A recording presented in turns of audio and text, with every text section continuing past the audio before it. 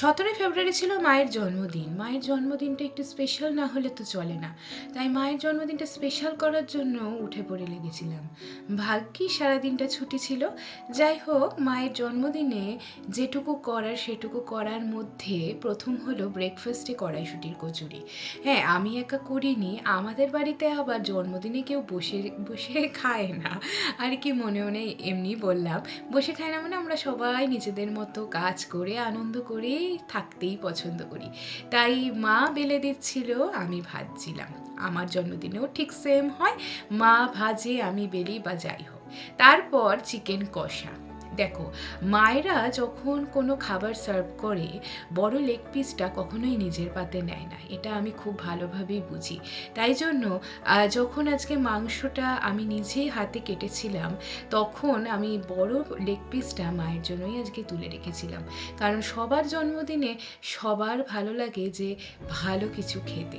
তাই মায়ের খাবারের প্লেটটা আজকে এভাবে সাজিয়ে দিয়েছিলাম। খুবই ছিমছাম ছিল, ঘি ভাত, শুক্তো এবং চিকেন কষা। খুব বেশি আহামরি জিনিস করা হয়নি, কারণ আমাদের সব সময় লেগে থাকে আহামরি খাওয়া দাওয়া। আমরা প্রথম থেকে শেষ পর্যন্ত আমাদের বাবা কখনোই কোনো সময় আক্ষেপ রাখে না।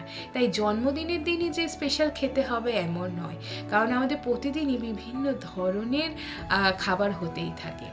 আর যেহেতু ছোটো ভাই ছিল না, তার জন্য ছোটো ভাই স্পেশাল ধরো বিরিয়ানি, আমার বড় ভাইও বিরিয়ানি ভালোবাসে। তাই আমরা 5 জন যেদিনকে থাকি, যেহেতু সবাই আর কি স্পেশাল হিসেবে বিরিয়ানিটাকেই প্রেফার করে, সেই জন্য আমি বললাম আর কি। তাই সেই দিনটা আমরা 5 জন যেদিন থাকি সেদিন আমরা স্পেশালভাবে এনজয় করতে পছন্দ করি। যাই হোক, সকালবেলা সেনকো গোল্ড থেকে ফোন এসেছিল যে মায়ের বার্থডে সেলিব্রেট করবে তারা। সেনকো গোল্ড থেকে একটা ছোট জিনিস কিনেছিলাম, তাই জন্যই হয়তো তারা মনে করেছে মায়ের জন্মদিনটা সেলিব্রেট করতে হয়।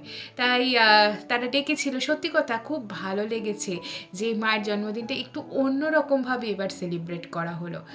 যাই হোক, মা তুমি ভালো থেকো, সুস্থ থেকো, এভাবেই যেন সারা জীবন জন্মদিন পালন করতে পারি।